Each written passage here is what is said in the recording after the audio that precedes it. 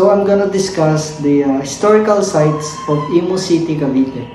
Number 1, Imus Cathedral, built in 1820s by the Augustinian Recollects. This Spanish era is the city main's religious and cultural landmark.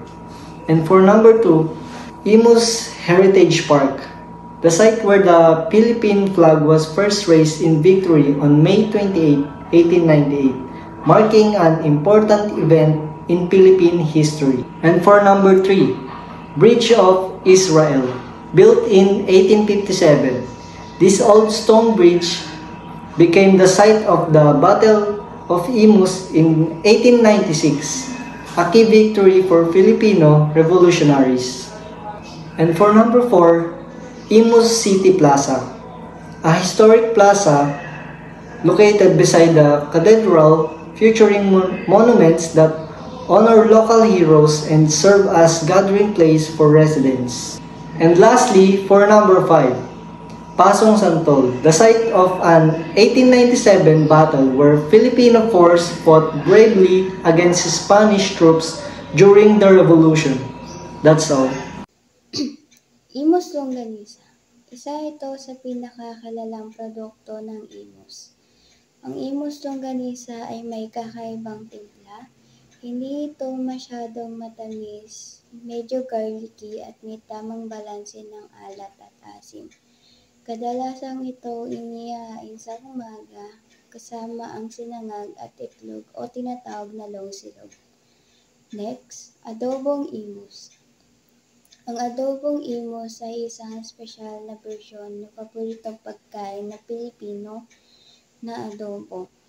Ang kakaiba sa adobong Imus ay ang timpla nito. Imbes na toyo ang gamitin at tsuete ang kanilang ginamit, ang timpla ay sakto lang sa alat at tamis. Next, native kakanin.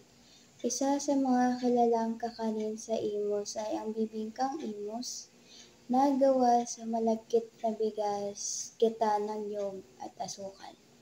Bukod doon, sikat din sa Imus ang iba pang mga pagkain gaya ng suman, sapin-sapin, kuntsita at puto. It is also famous for being homemade and traditionally served during fiestas and holidays. Next, minudong Imus.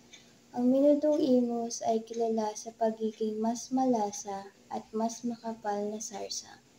Madalas itong niluluto gamit ang tomato sauce na hinaluan ng toyo. Ang minudong Imus ay hindi lamang simpleng ulam, kundi bahagi na ng lokal na tradisyon na inihain sa mga espesyal na lokasyon. Ang populasyon ng Imus, Cavite ay humigit kumulang 496,794.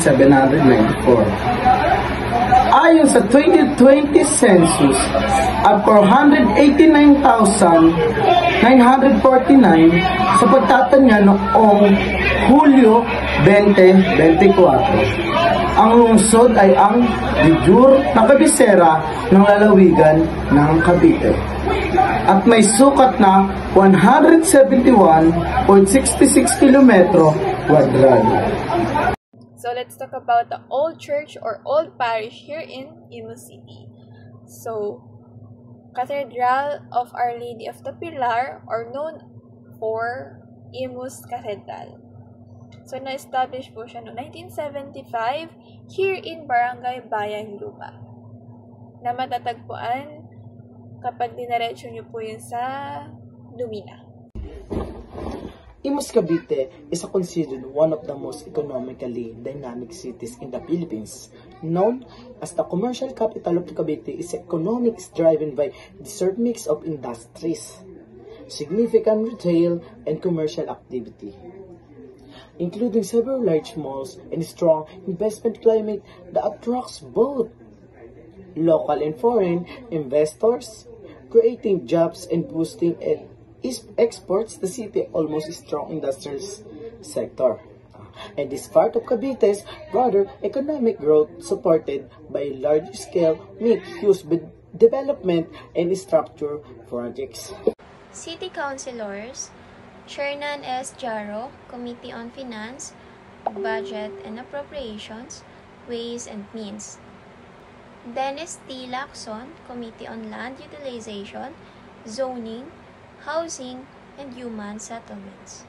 Peter Emmanuel C. Lara, Committee on Ordinances, Rules, Privilege, and Legal Matters. Lauren Dionella G. Sakilayan, Committee on Social Services, Family, Women, and Children. Larry Boy S. Nato, Committee on Games and Amusement, Franchise, Transportation and Communications, ICT. Sherwin L. Comia, Committee on Public Works and Infrastructure's Specials Project. Darwin Marty M. Remulla, Committee on Agriculture and Agrarian Reforms, Environment and Ecology, Market and Slaughter Houses. Enzo Gaston A. Asistio, Committee on Health, Nutrition, Population and Sanitation.